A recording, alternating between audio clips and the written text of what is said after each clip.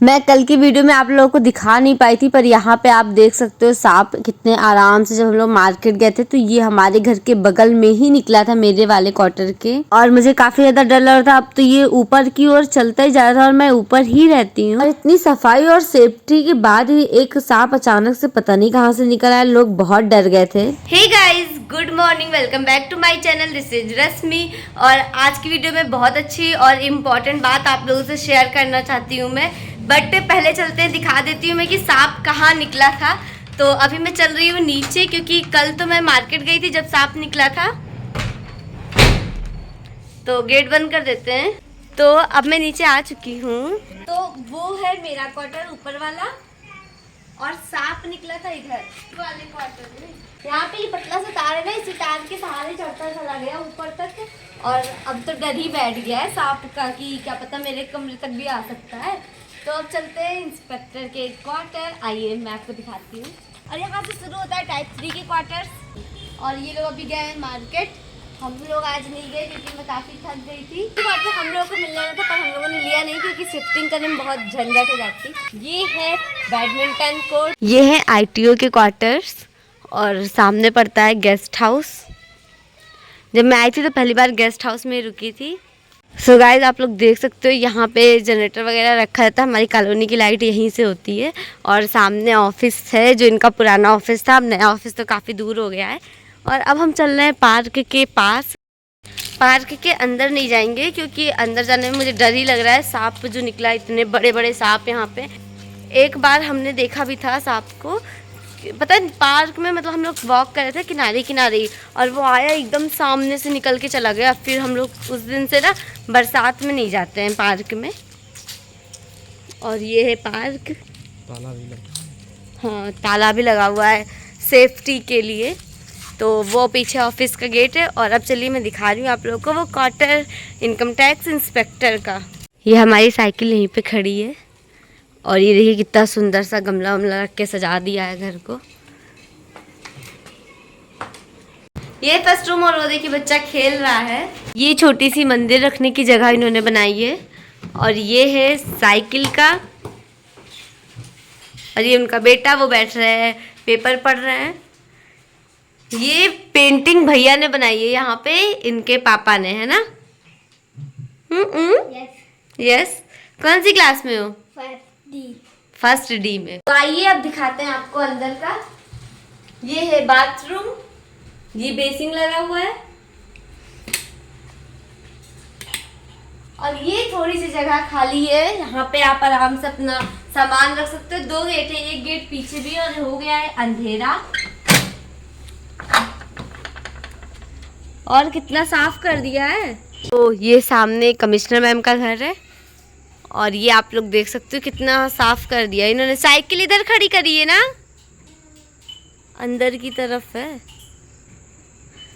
और सफाई करने के बाद देखिए स्पेस ज़्यादा हो गया है। और ये पपीते का पेड़ है जिसमें पपीता भी लगे हुए हैं। तो अब गेट को बंद कर देते हैं, चलते हैं अंदर। ये देखिए बच्चे ने पजल सॉल्व किया है, और ये बहुत अच्छे से कर लेता है। सारे कर लेते हो ना? अभी बाकी सारी सीख रहा हूँ। हाँ, बाकी सब सीख रहे हैं। सेकंड रूम ये है, अलमीरा दी हुई है। और ये मतलब बाहर की ओर की खिड़की, यहाँ पे बैठ के आराम से नज़ारे देख सकते हैं। ये मैं रात में वीडियो बना रही हूँ। और ये साइड में दी हुई है अलमारियाँ, तो अच्छा खासा कबर्ड है। ये दी हुई है अलमारी, सब भरी पड़ी है। और एक रूम और आपका आता है ये। और देखिए कितना साफ है, मतलब नया नया है तो बहुत अच्छा लग रहा है। इसकी अलमीरा इस साइड दी हुई है। और वो देखिए वो दिखा रहा है आपको पेंटिंग। तो कितना अच्छा लग रहा है ना ये चीज़ कि नए नए घर में शिफ्ट करो, पर मेहनत बहुत रहती है। और अब आपको हम दिखाते हैं किचन।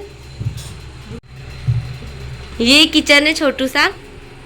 और ये हम लोग के लिए बन रही है चाय और खीर। आज सिखा दी क्या, नाम ले लिया, खीर। आज इनके आई हम लोग खाना खाएंगे। देखिए स्पेस है अच्छा खासा। तो अब चलते हैं बाहर की तरफ। और ये बैठ के पेपर पढ़ रहे हैं। ये टाइप 3 के क्वार्टर से इंस्पेक्टर के। तो अभी नया नया शिफ्ट किए, इसलिए मैंने सोचा आप लोग को दिखा दूं। और घर का कलर भी बहुत अच्छा लग रहा है ना, ये येलो सा और ब्लू। ये मेरे घर की चाबी लिए हैं। आज मैं ताला बंद करके आई थी क्योंकि काफ़ी देर तक रुकेंगे हम लोग, तो मैंने सोचा चलो बंद ही कर देते हैं। नॉर्मली मैं बंद नहीं करती गेट। लोग पीने जा रहे हैं चाय, चिप्स और कैरम बोर्ड। देखते हैं कौन जीतता है कौन हारता है।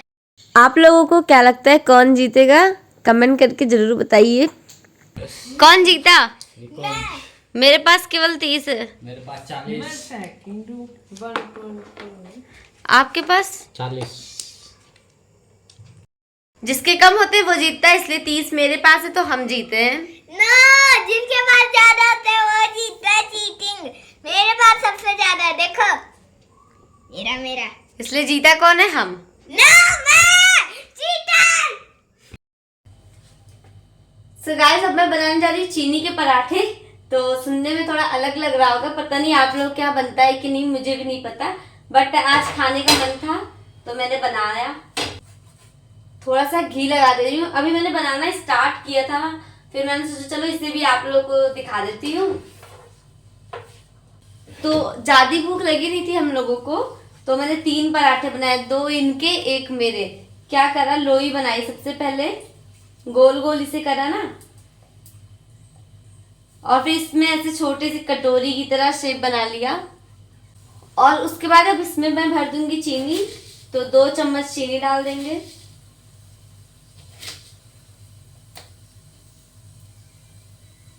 और फिर ना इसको ऐसे बंद कर देंगे थोड़ा थोड़ा कर करके, और इसे तोड़ेंगे नहीं, ऐसे इसी में मिला के ऐसे गोल लोई बना लेंगे। और अब मैं इसे गोल गोल बेल लूंगी हल्का सा।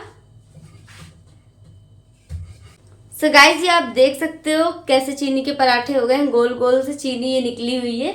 और अब मैं इसे गरम गरम सेक लूंगी घी लगा के। तो ये बहुत टेस्टी बनता है।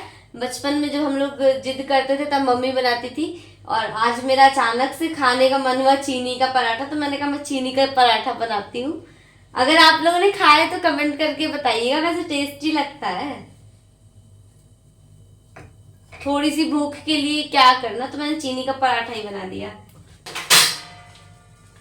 और ये देखिए, ये आराम से गोल हो जाता है, कोई दिक्कत नहीं होती। सो गाइस, मेरे चीनी के पराठे बनके तैयार हैं और ये बहुत ही यम्मी लगेंगे खाने में। तो मैं जा रही हूँ अब खाने।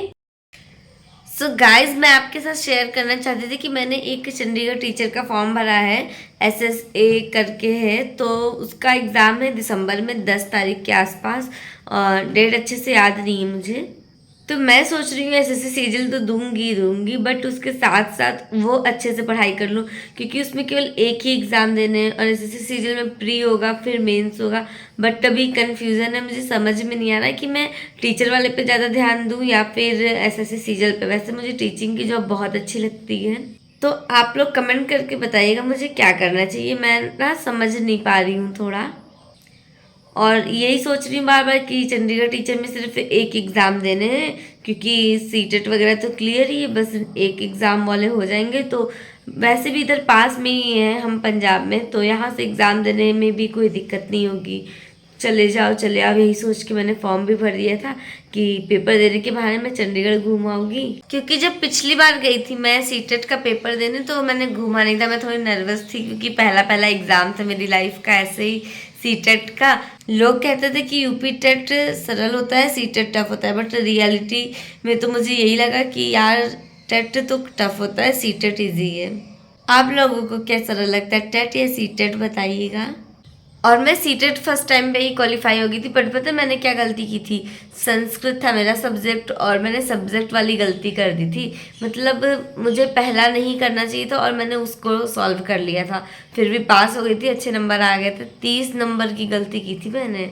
और लास्ट में जब 2-4 क्वेश्चन बचे थे तब मैंने देखा अरे पीछे भी ये संस्कृत, तो उसमें लिखा हुआ था कि जिसकी लैंग्वेज टू है उसको तो वो सॉल्व करना है।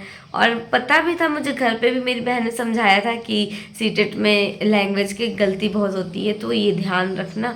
बट हो गई गलती। फिर मुझे बहुत डर लग रहा था कि मैं पास होंगी कि नहीं होंगी, इस चक्कर में मैं घूमने नहीं गई कहीं। फिर रिजल्ट आया तो मैं पास थी। तो अब मैं सोच रही कि इस टाइम पे जब जाऊंगी SSA का एग्ज़ाम देने, फिर अच्छे से घूम के आऊँगी। तो पढ़ाई करती हूँ SSA के लिए। अब से स्टार्ट करते हैं। फिर एक मन करता है ना घर से होके आ जाऊँ फिर पढ़ाई स्टार्ट करूँ, बट अब आप लोग बताइएगा मुझे करना क्या चाहिए। सीजल पे ज़्यादा फोकस रखना चाहिए कि SSA यानी कि चंडीगढ़ टीचर पे। तो अब मिलते हैं आपसे कल। अगली वीडियो मेरी आएगी मॉर्निंग में 8 बजे से 9 बजे के बीच में। तब तक के लिए बाय गाइस।